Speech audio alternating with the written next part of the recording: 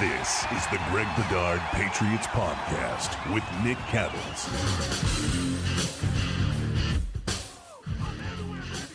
This episode is brought to you by Prizepicks, largest daily fantasy sports platform in North America. Download the Prizepicks app today. Use code CLNS and get $50 instantly when you play $5. Also, check out our friends Gametime. Take the guesswork out of buying tickets with Gametime. Download the Gametime app, create an account. Use that code CLNS for $20 off your first purchase. And finally, you want to eat smart with Factor. Get started at factormeals.com/Bedard50 off and use code Bedard50 off to get 50% off your first box plus free shipping. Greg, let's start with the Hall of Fame. 3 Patriots Hall of Fame finalists were announced earlier today. They are Julian Edelman, Logan Mankins, and Adam Vinatieri. You're a fan. Who are you voting for? Oh, man. That's rough. Yeah. I mean, all those guys are going to be in. They're deserving to be in. Absolutely, all of them. In that case, like, I'm going with, oldest first. Like, who's first in line? And to me, that's Adam Vinatieri. And I think there would be a great sort of, symbolism with Parcells going in at the same time. Parcells coached Vinatieri, if not drafted him. I don't remember the circumstances how he came into the league. I would prefer to see Vinatieri go in now, Mankins next, and then Julian Edelman. We all know they're going to go in. We all know their place in Patriots history. 3 outstanding players. I think Vinatieri and will definitely get into the Pro Football Hall of Fame. I think that Mankins definitely has a shot to get into the Pro Football Hall of Fame. Listeners to this podcast know I'm not high on Julian Edelman's Hall of Fame candidacy. I mean, great player, especially in the postseason, but just not, when we're talking about elite dominating guys. So I would really like to see Vinatieri go in this time. How are you?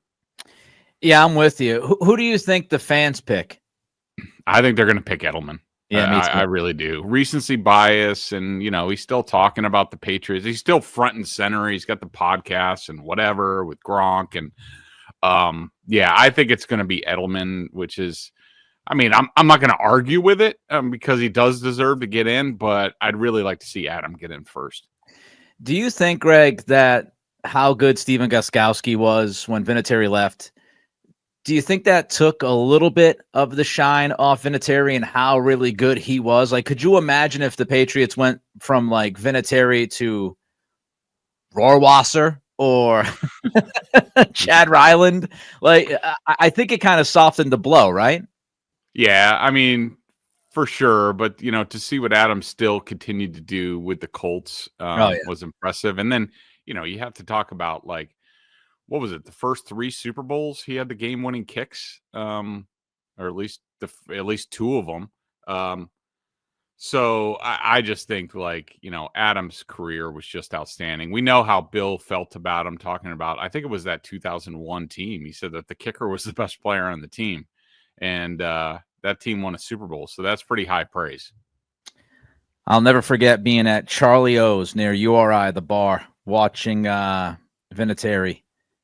And that snowball game against the Raiders with my brother and friends. So many memories with Vinatieri.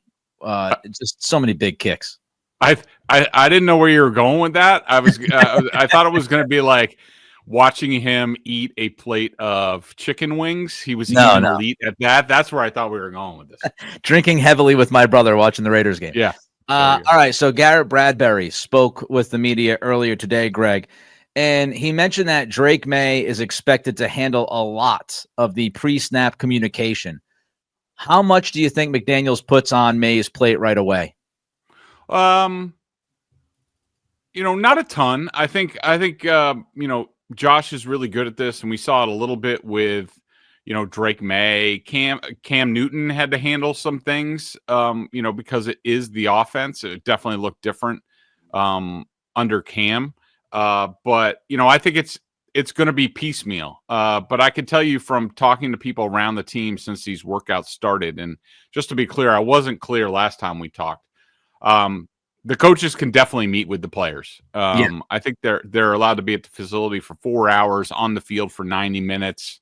Probably, another half an hour to either get ready or take off their stuff. So, about 2 hours, 90 minutes worth of meeting time. And from what I hear, both Drake Maye and Josh Dobbs, their ability to absorb this offense is off to a very strong start. They think that they have two quarterbacks that are extremely smart, that will be able to pick this up. And there is no qualms, no hesitation about Drake Maye being able to handle anything at this point. But it's still going to be important, Nick, to not get ahead of yourselves. You don't want to have any regressions. So it's baby steps forward, but so far, so good. Yeah, Joshua Dobbs, not surprised that he's a very smart guy, since his nickname is the Pastronaut. And he is obsessed with space exploration along with football. So pretty smart guy. I've heard Phil Perry talk about this, Greg. I want to get some details from you. Even though Maye and Dobbs haven't been able to speak to McDaniels about football, if that's actually happening, if that was a thing before this week, they do have the library, right? A video that Maye can go through. He can go back to the Brady years and look at a lot of the stuff that they did. He could look at the Mac Jones stuff from 2021. So he could still get a grasp of this offense before sitting down and hammering details out with McDaniels, correct? Oh, yeah. I mean, these iPads that they have now are just ridiculous teaching tools. So as soon as they got it set, and it probably wouldn't take very long, and they can alter things, like they press a button and the playbook's uploaded. You have the ability to, tag video with a certain play, whether it's Tom Brady or, like you said, like Mac Jones or whatever. And so Drake Maye can, go through the playbook, and Josh Dobbs go through the playbook, see this play, they're going to start with their basic plays and things like that, the foundational plays of this offense. And they are going to be able to press a button and watch the video and watch different clips of how that play was executed. And, I think we've heard Drake Maye allude to this about, being able to watch, Tom Brady. I mean, there's so much stuff on these iPads that these guys have access to. And I know, Drake's been digging into it, which we would all expect. And so it's these guys, I would say, like, the difference between now and like 20 years ago, what these guys can do in the offseason is just night and day. And Drake is taking advantage of it. Speaking of Bradbury, just a quick question. Do you think the Patriots draft a center? I don't know if it's on their wish list, Nick, but if the board lines up and there's a center that they really like and the value is there, then, absolutely. I mean, I'll be interested to see. I mean, I don't think he's going to get out of the first round, but we've talked about it from the Senior Bowl and stuff. But, one of my binkies is Greg Bedard out of North Dakota State, and I think he can play all three. He played tackle in college, but he's going to be an interior guy. He can play all three interior positions. I love him. I mean, just the thought of, say, getting Will Campbell to be your left tackle and then Greg Bedard to be your left guard / who knows, maybe center of the future. I mean, the big boy would be feeling himself on draft night. I'd be like, I'd be over the moon. That's why I said, oh boy, I could see you sweating. I could see you sweating over those thoughts of Campbell and Zabel. You'd lose your mind. Of course, the guy that's going to keep coming up at that position is Drew Kendall, who played at Boston College because of the Bill O'Brien, Doug Marrone, groupthink, and the fact that Vrabel is close to both of those guys. So he's somebody that you look at maybe, I don't know, somewhere in the 5th round, 7th round, because the Pats don't have a 6th round pick. All right, before we get to Antonio Gibson, who said a couple of very interesting things I want to ask Greg about, and Greg also has some intel, not a ton, but some intel about the voluntary workouts this week. Before we get to that, Greg wants to tell you all about Prizepicks. Prizepicks is the best place to get real money sports action with over 10 million members and billions of dollars in awarded winnings. Prizepicks has made daily fantasy sports accessible to all. You just pick more or less on at least 2 players for a shot to win up to 1,000 times your cash. Run your game all season long on Prizepicks. I'll be dialing it up this weekend, with the big golf tournament that's going on. Not sure whether we can say the name or not, and I don't like to be sued, but I am going to be all over that this weekend, sitting down, hitting more or less to see what happens this weekend and grab a little cash. I'm very excited for it. Prizepicks is the best way to get action on sports in more than 30 states, including California, Texas, and Georgia. The app is really easy to use. Love the app. It's really fast. Create a lineup. All you do is pick more or less on a few player stats for your shot to win up to 1,000 times your money. Of course, they have baseball going, hockey, basketball. Is Jaylen Brown going to play in these last two games? Stuff like that. The second half of the basketball season is here. It's coming to the end, and the race to the playoffs is heating up and getting hot on Prizepicks, the best place to cash in on your favorite sports. Don't miss your chance to cash in as the league's best fight for playoff positioning. And, of course, the playoffs are coming. Download the app today and use code CLNS to get $50 instantly after you play your first $5 lineup. Again, that's code CLNS to get $50 instantly after you play your first $5 lineup. Prizepicks, run your game. Antonio Gibson met with the media after Bradbury met with the media today, and he was talking about Drake Maye. He said there's a big difference in Drake Maye this time around versus last year, and the top thing that he mentioned was leadership qualities. Greg, how big of a step is year 2 for Drake Maye if he wants to eventually become the guy that many of us think he could become if he continues to fulfill that potential? Yeah, I mean, I'm not gonna, it's easy to say it's huge. I'm just I'm encouraged. I'm optimistic. I'm enthusiastic about seeing Drake Maye in year 2, and this really goes for any top draft pick that's going from rookie year to year 2. I mean, it's just such a whirlwind for these guys from the end of their college season, and then they're going into training for the combine and the draft process, and then all these workouts. You're flying all over the place. You finally get drafted. Then you're coming into a new team, a new coaching staff. Now Drake has a second coaching staff. I think just he came to a foreign place last year. He's sort of been a North Carolina guy his whole life. He comes to New England, probably isn't sure what to expect. And now he knows exactly what to expect. And now he also has Mike Vrabel. He has Josh McDaniels. He has, Thomas Brown, Ashton Grant, all these guys at his disposal, and guys that he knew that he played with last year who are back. Like, I think it's just the comfort level and a lot of the BS being gone. I think it's I'm very optimistic about Drake in year 2. I was certainly impressed with him in year 1, and know that he hasn't come close to reaching his ceiling. And I'm excited to see what he can do in year 2. He's the guy. He's the guy. Last year, we knew that he was going to be the guy, but we didn't know when he was going to get his first game under his belt. Would they wait until week 10, week 12? We had no idea. Well, now he steps into camp. He steps into even voluntary workouts this week. He knows he's the guy. He's QB1. He's franchise quarterback. Joe Milton was traded. Not to say that he thought Joe Milton was going to, endanger his spot, but it's clear. It's clear this is his team, and he can take ownership of it now. There's no delicateness.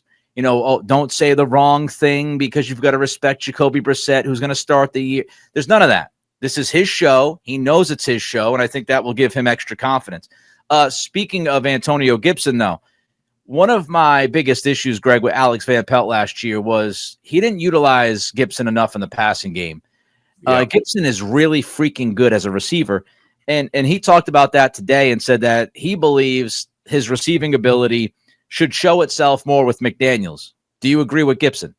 Yeah, I do. And I don't think it's just like sort of the quote unquote, third down back out of the backfield thing. I think that, Antonio Gibson with, his skills, his build, if I remember correctly, I think he was a wide receiver at some point, maybe in college. I don't know. Maybe I'm getting them confused. No, I believe he was. I'll look it up, but I do believe he was. Yeah. And so, I think especially, knowing the way McDaniels likes to operate and how he loves to piece things together and use guys in different roles, especially for different game plans. Like, we're all, sorry, we're all of a sudden going to surprise this team. And like, now Antonio Gibson's going to be the slot receiver for the Patriots in this matchup. Like, I totally believe that. Now we also need to leave it open that, they could draft a guy, they could sign a guy, and we'll have to see exactly how his role develops. Yeah, Antonio Gibson did play wide receiver at Memphis. He played wide receiver for 2 years. He played in 28 games. He started 11 of them, had 44 catches, over 800 yards and 4 touchdowns. So I remember the same as you, but I just wanted to make sure with 100% certainty so people aren't yelling at us in the comments. He did play receiver for 2 years at Memphis. All right, voluntary workouts. We've talked about it a little bit so far today, Greg. Any intel? What are you hearing about the guys this week? Yeah, so what I'm hearing, and I guess there was some sort of footage of Vrabel that was posted by Patriots Espanol or whatever. I don't know if that was Paulo Perillo's doing or what on that side. But, you heard of some of Vrabel's address to the team, which was basically sort of the basics and the accountability. And, I definitely liked, what I heard, sort of like old school about like, leaving your phone, taking your, no hoods up, stuff like that. Like, just sort of baseline professionalism in any day and age, even today. So that was good. But I would say some of the things that I'm hearing, and it's not breaking news or anything like that, but basically the message from the coaches from Vrabel on down to their various rooms was playtime's over. Like, what you can, and there's more and more stuff about that. It's become clear that last year was pretty much a clown show behind the scenes, with the coaching staff and the coaches basically saying like all the crap you guys got away with last year, all the little stuff you blew off or you weren't held accountable for, that stuff's over. Like, everybody needs to be on top of their job. Everybody needs to be a professional. And if you don't want to be one, and if you aren't one in practice, you're going to be gone. And so I think that the message has gone through. I've heard that the guys that they have signed, that they've brought in, have been exactly so far, and it's early, of course, have been exactly what they thought and what they hoped for in terms of leaders, professionalism, bringing stability to the room that they are in. It's been great across the board. I think that, having Mac Hollins and Stephon Diggs there has already made a big impact on the wide receiver room. From what I hear, the guys are picking everything up on both sides of the ball very quickly. They're impressed with what they've seen so far in terms of, how they think about the scheme on both sides of the ball. What else can I tell you? I'm trying to think. I told you about the quarterbacks, extremely smart, very impressed. But, I would say, anything about the second-year guys, Greg? Anything about Polk, Baker, Wallace? Anything being said about those guys? Yeah. So, what I'm hearing is I think that the impression so far is that Polk is picking up the offense quickly. Other younger guys, I would say that hasn't been the case. I would say it's a little bit slower. I think that, there's a lot to be proven and we'll see, because we have to remember the coaches are learning how these players learn, and every player is different. And so They might be teaching it one way this week. They might get done with the guys, talk about it after and say, all right, well, this isn't going to work for this guy, so we're going to teach it a different way. But I would say that so far of the younger guys, I would say that Polk has made the best impression so far. And I'm not talking about on-field stuff. I'm just talking about, professionalism, learning the offense, things like that. Thumbs, arrow pointing up on Jalen Polk. It makes me think, I was just thinking about this as you were talking. We've looked at Vrabel coming in and this idea of Sergeant Vrabes is here and he's going to kick out the riffraff, which is absolutely a thing. in part of what he's going to do this year. But when we look at players, I think sometimes we look at a Jelani Tavai, for example, or a Jalen Polk, and we say, oh, well, Tavai said what he said last year, wasn't very good on the football field. Off the field, he was even worse with some of those comments. Polk was lost, social media. And I think, at least for me, I don't want to speak for you, Greg. I look at those guys and I say, all right, when's Vrabel going to get rid of them? But there's another way that you can look at it. You can look at it that, hey, maybe Tavai and Polk need somebody like Vrabel. And maybe that change to Vrabel will get Tavai back on the tracks. Maybe the change to Vrabel and McDaniels will get Polk back to the guy who they thought they were drafting. I'm not saying, on the field with Polk, we'll see what happens. But as far as character goes, everything that you read about Polk before the draft was, this guy's a hard worker. He gets it. Good teammate. There weren't really any red flags, if any. Maybe there was one or two, but not many. Mm-hmm. So maybe we look at it at the other way and we say, is it actually good for these guys? And maybe Tavai kind of gets back to who he was before last year, and maybe the Vrabel change is best for Polk. Yeah, I agree on Polk. With Tavai, I just don't see the fit, and what they're going to do. And I think, depending on what happens in the draft, if they get an edge guy at some point or somebody that is versatile, that could take Tavai's place, I still think that's going to happen. But yeah, absolutely. I mean, I think that change. Obviously, we knew what happened last year, and it went off the rails for a guy like Jalen Polk, along with others. And these coaches all have a very good track record, and that should make people optimistic about any turnaround we might see. Greg and I saw a video on social media today. We both commented on that video. We will get to it in our thoughts, but first, Greg wants to tell you about our friends at Gametime. It's that time of year. The weather's getting a little bit better. It was freaking brutal the other day. Yeah, good luck being at Fenway this week. But pretty soon, it's going to get a little warmer next week, in the 60s. Pretty soon, you're going to want to get out to Fenway. You got the playoffs at TD Garden for the Celtics, not the Bruins. You have all sorts of stuff going on, and you got to be there in person to really appreciate the sport that you're passionate about. And the best place to find a way in is Gametime. They have Gametime picks. The curation makes it easier to save more on sports, concerts, comedy, theater. They have all that stuff. All-in pricing. Toggling this feature shows the total up front with no surprise fees at checkout. You get panoramic views from your seat in the app before you buy. I have to see that. That's a must for me. The lowest price guarantee or Gametime will credit you 110% of the difference. Gametime ticket coverage. Your purchase is covered with the most flexible customer service policy in the ticketing industry. Pretty soon we'll know the Celtics playoff schedule. You're going to have to get on there. Gametime's definitely going to show you the best way to get in. You're going to have to pounce on it. Take the guesswork out of buying tickets with Gametime picks. Download the Gametime app, create an account, and use code CLNS for $20 off your first purchase.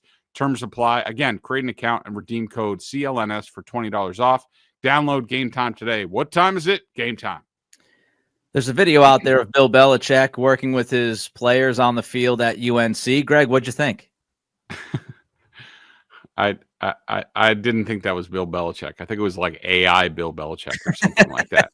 He's like telling one of the refs like how great he was doing and how, nobody makes calls as good as you, or, stuff like that. And like, he's like having patience to like teach these kids. I mean, look, I'm sure Bill had a lot of that. And obviously this stuff is being curated a certain way and clipped up, probably like Michael Lombardi's probably on his laptop, like cutting this stuff up to make Bill look the best possible. But it was kind of like grandfatherly Bill Belichick being out there. And so I was just like, I don't know who this is. And it's probably AI Bill Belichick. I loved it. I love seeing people do what they love to do in any walk of life. And that's what I loved about this video, is that Bill Belichick is a coach, man. And he loves coaching. He would coach until probably he's on his deathbed. And he might be coaching from his deathbed. And so to see him back in his element, and it's like, it was just great. It was great to see somebody who has passion for what they're doing back doing what they want to do. And his media stuff was fun, but Bill Belichick, he deserves to be on a football field somewhere, whether it's the NFL or college, couldn't care less. He should be out there teaching people because that's what he loves to do. And I also just loved it even more because of what you mentioned. When you watch the video, it's about 2 minutes long, and Greg quote tweeted it. I quote tweeted it. His handling of the players. I just loved watching it because I just thought to myself, yeah, it's great coaching the all-time great like Tom Brady and all the awesome players that came in and working with, guys that are coming from college. But Belichick, I'm sure there's a part of him, and we always just see him as, outside of the yoga on the beach, and then these great pictures with his wonderful, lovely young girlfriend. But I'm sure there's a part of Belichick that genuinely loves this opportunity to grab 17, 18-year-old football players and really teach them, what's going to make them successful at the next level. I'm sure there's a piece of him that is genuinely excited to go to work every day, not just because of his love of football, but to work with these young guys. And he's talking to the quarterback, and he's talking about which routes that you got to hit to be successful. And you could just see the kids are just like soaking it up like freaking sponges. So I thought it was great. I thought it was an awesome video. And yes, it was clipped, and I'm sure it's been, manufactured to a point to make him look as good as he can look. But I still I loved watching it, seeing a guy happy again, doing what he loves to do, and working with the younger guys and having that opportunity. You had a conversation. You had an opportunity with Michael Holley on television last night, and you guys had a little bit of a back and forth. There's this conversation of cap space, cash spending. Greg, you fall on one side of that. Please describe to the people how you feel regarding the Patriots have X amount of cap space right now. Yeah, I mean, to me, that's not the number, and we've talked about this before. The number is the cash. Like, these NFL front offices, they don't get a budget from their owner saying like, you have X amount of cap space. This is how much you can spend of your cap space. I mean, because you can manipulate that cap space any way you want. I mean, if you have a bunch like the Patriots do right now, and they have done this to an extent, and I think it's smart. They've front-loaded these contracts because they have. If you do that, then you take more of a cap hit in year one. But anyways, the point of this, and I didn't have the numbers last night when I was on with Holly, but I now have the numbers, through overthecap.com, and we've talked about this about the 3-year increment. But basically, everybody talks about the Patriots spending, okay? I just want to make clear that the Patriots, to this point, and it's going to be even more once the draft picks are included, the Patriots have spent the most money they ever have in terms of cash to this point. Okay. The Patriots right now, when you talk about when you add in their draft class, which is not included in over the cap's cash spending, I asked Jason Fitzgerald over there if that was indeed true, and he said yes. So to this point, the Patriots have spent $267 million in cash. The cap this year is $279. So right now they're quote unquote under their budget. But what you also have to realize is that this draft class, and I went back and I looked at last year's draft class. It was last year's draft class in the first year as rookies. Their cash was it was like about $35 million. I mean, a little bit north. I didn't count everybody, and Joe Milton's gone, so it's harder to see exactly what he got paid. But especially with the 4th overall pick, basically this draft class, what they're going to have, it's going to be at least $40 million in cash. So when you add that to what the Patriots have already spent, the Patriots basically to this point have spent $307 million. Now, people will look at the cash spending to this point. The Patriots are 17th right now. $307 million gets them up to 3rd. And like we know, like especially the Browns are up there with the Patriots in terms of, they have the pick in front of them or 2 picks in front of them. So their draft class is going to be expensive. But, basically people who say the Patriots are being cheap this year, it's just not true. They have never spent, I think even in 2021, they spent, I think it was, I have the numbers right here. 2021, that big, and they spent $52 million over the cap that year. That was $234 million that they spent this year. Last year, the Patriots spent $270 million. So right now, 2025 is lagging behind. Again, we haven't included the draft class yet, which is another $40 million. So I just wanted to state definitively, if you think the Patriots are being cheap this year, that is factually not true. They are at least going to be at $310 million after the draft. And I still think that they have the ability to go beyond that should something arise, some sort of trade. A new regime gets a draft pick. They really like him. They say this guy's expendable in the last year of his contract. The Patriots still have room to do that. So I just want to say to everybody who thinks the Patriots have been cheap this year, they weren't cheap last year. They are not cheap this year. They have spent, or will have spent, easily over $300 million on the team this year. We've had the conversation about, was it Belichick? Was it Kraft? How the money was spent? You and I lean towards the Belichick side of it. Others lean towards the Kraft side of it. All I will say is this. Pre-Bill Belichick, the Patriots spent money. Hello, Drew Bledsoe. Post-Bill Belichick, 2 offseasons so far, guess what they've done? They've spent money. Greg brought up last year, I think you said it was $270 million spent. Yep. Let's not forget that they also had 80 to 90 million guaranteed, according to Burt Breer, on the table for Brandon Ayuk. If Ayuk said yes to that trade, they would have spent over $350 million last offseason. And they knew how much they spent when they offered that money to Ayuk. They knew how much money they had, right? Because they went through free agency, and you can calculate the draft because you know what slots you're in. So they knew how much money they were going to spend with or without Ayuk.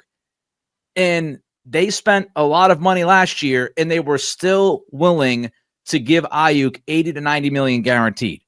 So all I can tell you is pre-Belichick, they spent money. Post-Belichick, they've spent big money the last 2 off seasons. So that's all I can tell you. I know what I understand what the prior 10 years say, and I understand. I get it. I understand. The numbers are the numbers, but the context is who was truly running the ship and what was the philosophy. And Greg and I have both said Belichick ran a tighter ship. He kept a closer eye on how much money people were making, and he was very conscious of not paying somebody above 25 million, for example, or whatever. And he was just very conscious of that kind of stuff. So all we can go off of is the last 2 off seasons. We said it last off season. We'll say it this off season. That's all you can do. And post Belichick, they've spent a ton of money. So, I mean, you might want to dust off those old takes and throw them in the garbage, at least for the next calendar year. All right. Before we get to one more thing on that, Nick. Sure. Because everybody hears about there's the 90% salary cap floor that you have to spend in cash. You have to spend 90% over 3 years. And this is 2024, this one to 2026. The Patriots already, including this year's draft class, if they don't spend another dime, which of course they will next year, and on next year's draft class, this doesn't even include that. The Patriots right now, including this year's draft class, they're $48 million over the 90% salary cap floor. So they have already met that, and we haven't even gotten to year 3. I love facts. Facts are so fun. Facts. They're so fun. They're a delight. They're a delight, especially when they support your opinions. They're an absolute delight. All right, we're going to get to a mailbag. But first, I wanted to ask you about one thing, Greg, to follow up what you said earlier this week, because I asked you on the last pod if you were sitting in the room, the draft was, that night, who were you picking at 4? And you said Will Campbell. I just want to follow that up because you had said you spoke to somebody. I don't know if it was a personnel guy, a scout. I forget the verbiage you used. But I was reading Jeremy Fowler yesterday. I think it was yesterday. And he wrote about the most polarizing prospects. And he wrote about Campbell being one of those guys. And he talks about Campbell being a consensus top 10 pick, projections that indicate stardom. But a couple of quotes here, 3 quotes from his sources. Let's start with a high-ranking personnel evaluator with an NFC team. Said, quote, he's going to be awesome, all-pro caliber guard, and if he's a tackle, he will be better than at least half the tackles in the NFL right off the bat. Don't overthink it. Would you agree right now with that assessment that even if Will Campbell is not a top-flight tackle, seeing what you've seen on film, the people that you've spoken to and spoken with, would you say that he could be better than half the tackles in the league day one? 100%. And that's sort of why I have landed on Campbell as my number 4 overall pick. So as long as Carter, who I still don't know whether the Patriots would take him due to his red flags and some questions about his character, or Travis Hunter. Will Campbell, is my pick for the Patriots. I think they really like him. Actually, I know they really like him. I know that they think he could play tackle. And even if he doesn't, he's still better. He's better than what they have. And he's at least league average at left tackle as soon as he gets into the league. And so I just think it's what that scout said, what that personnel guy said about don't overthink it. To me, that's where I am at this point. We're now 2 weeks out from the draft, where it's like they have a humongous hole to fill. We'll see if they fill it before the draft. I tend to doubt it, but who knows? Maybe they sign a Tyron Smith to plug the gap. But to me, I look at it and I just say they have one huge, and other people say wide receiver and this and that. I get it. But when we're looking at their team, they don't have an NFL average left tackle. Will Campbell gives them that in year one. We'll see what his future holds, but at least for year one, he's an upgrade. He's the guy that he would be the straw that stirs the drink in that room for 10 years. Sign me up for Will Campbell. I completely agree with that assessment. An AFC executive in another comment said, Campbell's measurables was a thing for a while, but I think people have gotten over it. Is that the vibe that you get, that maybe early on in the process, it was almost like sticker shock when you hear about the arm length, when the official measurements come in, which, by the way, we can now say 33-inch arms, but the wingspan, do you think people have mostly gotten over that, Greg, the people that you speak with, or it was never a thing to the people that you've spoken with? I mean, I think that, the combine length definitely opened eyes. We're just like, ooh, really? And then, now that we know the whole sort of measurements at the combine were off, I will maintain what I first reported before the combine. I think that Will Campbell's arms are 32 7/8. And to me, his movement skills, his toughness, his mind, makes up for that 1/8 of an inch. I don't think that 1/8 of an inch is a big deal, but I do think that the NFL has gotten over it because I think everybody realized the combine measurements were not right, and that Will Campbell, he's either 33 inches or just below, and you can live with it. One last one, NFC personnel man. Quote, it's a concern, talking about Campbell's length. It's a concern that limits his ability in some way, and he gets beat on the inside edge a little bit, but he knows how to play. It's not like, oh my gosh, I can't draft him because of arm length, unquote. I just wanted to ask you, Greg, because I've heard some differing things about Will Campbell's tape. Some people will say the tape's great. What he did in the SEC was great. He shut down some of the best, pass rushers. He had a good day against Jared Verse. He was very good against Shamar Stewart. Other people, I was watching Todd McShay's podcast with Mensch, and Mensch said, he thought, and McShay agreed with him, that the Campbell film was good, not great. Yeah. What did you say? Yeah, I would agree with that. I mean, I would say it's not great. I would say it's better than good. But I think that the makeup, the personality that you think that he can get better. And also, you're also dealing with NFL offenses as opposed to, college offenses where, helping out a little bit is, built into what you do. You do it for everybody. Everybody does it. And so, and Josh McDaniels' ability to game plan. I mean, even if, let's say Will Campbell is a little deficient, and where the length probably will show up, is guys, speed rushers to the outside, but because he doesn't have 34-inch arms, he's got to set a little heavier to the outside to not get beaten around the edge. And then that leaves him open to, interior stuff. In the NFL, McDaniels, if he needs help, certainly getting with the program earlier on, put a tight end over that side, or, just chip with the running back and know that Campbell knows he has help, and he's so smart that he's going to realize that and play to it, be like, all right, I don't need to set heavy. I need to make sure I keep the inside. So it definitely shows up, but I'm not overly concerned about it. One thing I'll remind people is when we talk about left tackle playing the NFL, we're all grading on a curve because, tackle position is very difficult to find in 2025, much more difficult than it was years ago, and it wasn't easy years ago. So always remember that, like, getting an above average left tackle is really good. And I know you're picking the guy at 4 and you might think, well, he's got to be a Hall of Fame guy. He's got to be an all pro.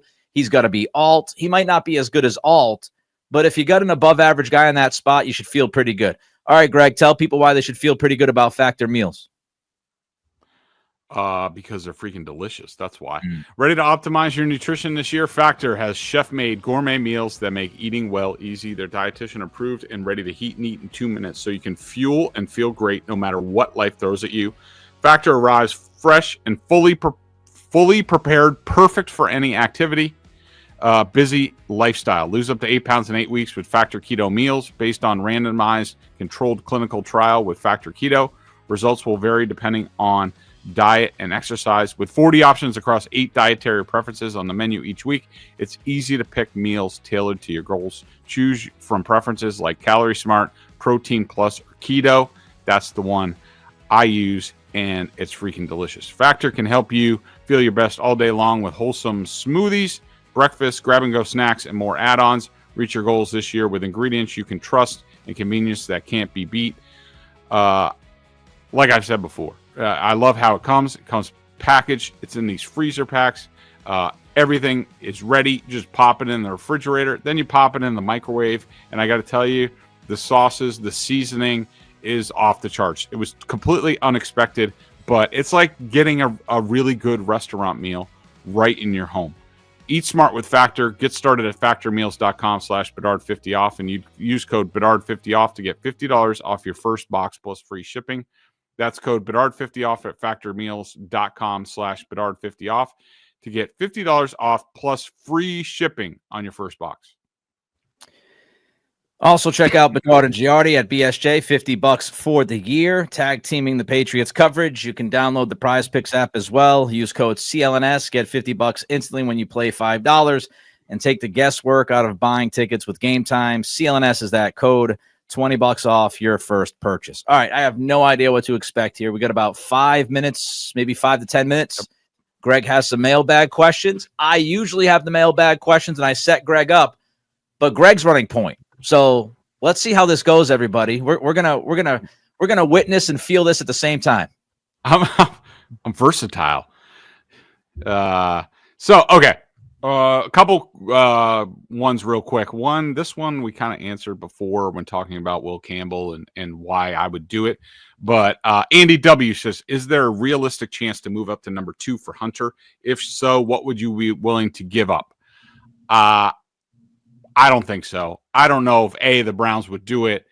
B, I'm not sure the Patriots would do it. I might do it. I might move up a spot. I don't know if I'm going up to 2.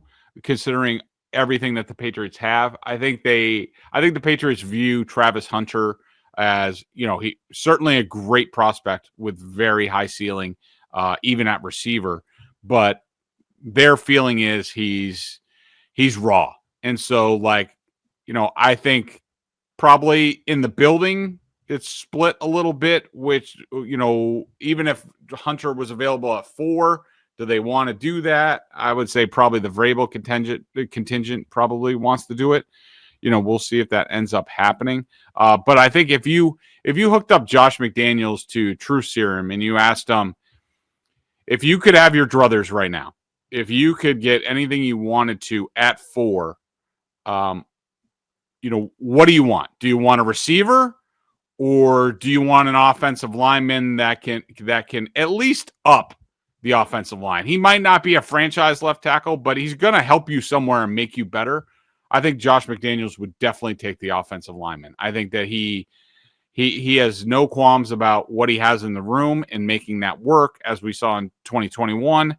I wouldn't say that was a killer group that he had, and especially considering that everybody was just about new to the offense other than Jacoby Myers, and he made it work. So I'm not really entertaining a move up for Travis Hunter. I mean, I love Travis Hunter. I would. I don't think the Patriots will consider it where they are. Yeah, we'll see how much movement happens. Jason Light of the Bucks just said to the media, that there have been years where he thought about trading down more than others. He said this year it'll be about what happens and who falls to them. He doesn't foresee as many teams wanting to trade up across the league. So that could also be Jason Light trying to keep the price down if he wants to try to move up. But, I do think that's the general consensus, that not a lot of teams are going to try to move up. So it'll be interesting to see how much action happens in the first night of the draft. Yeah. CDM 1998 says, Greg, if they draft Membu, should they try him out at left tackle or keep him at right tackle and ask Moses to flip to the left side? I do not like this plan at all. I'm sure it's an option. We're hearing some chatter about, I think even some mock drafts have put Membu at 4 to the Patriots. I really don't like. There's usually a reason, especially in college, that college coaches leave a guy at right tackle. And I'm sure the Patriots are looking into all that. I'm sure they have their answers. But if I'm drafting Membu at 4, well, certainly he's getting a tryout at left tackle.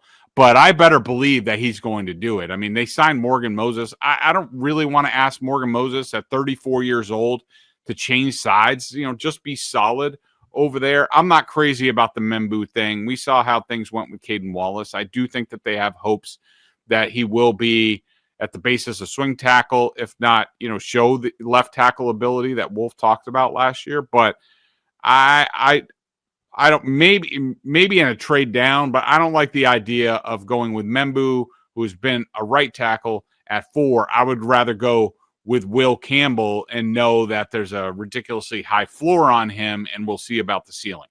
All right, let's do one more. I'll give Greg some time to find that last question he wants to hit. I will update people on the Membu stuff. Matt Miller of ESPN recently wrote, I don't know if he wrote this or they transcribed it, whatever. We've been told to expect the best player available approach from the Patriots at number 4, as scouts have been saying that New England would be happy with either Hunter or Carter should they be available. But what if they aren't?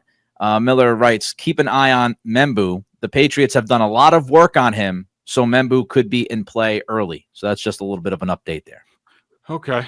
And Zaza is going to finish. Zaza! Yeah, it's going to finish this up here. And he has a little University of North Carolina hat as his little symbol over at BSJ among the members. And again, this is BSJ members every week. Me and Giardi, we each do a live Q&A. So really, your $50 membership, it pays for it really with the ability to ask us questions, and we answer all the questions. And that goes across all New England sports. Should the Patriots consider bringing in Ashton Genty for a visit to get the Raiders or Bears interested in a trade up for him? It would seem unfair to the player if you have no intention of taking him. Just wondering if teams have employed this strategy to your knowledge. Absolutely. I mean, they go through, all sorts of crap. They'll get people that'll leak stuff about they have interest in this guy, trying to get somebody to come up.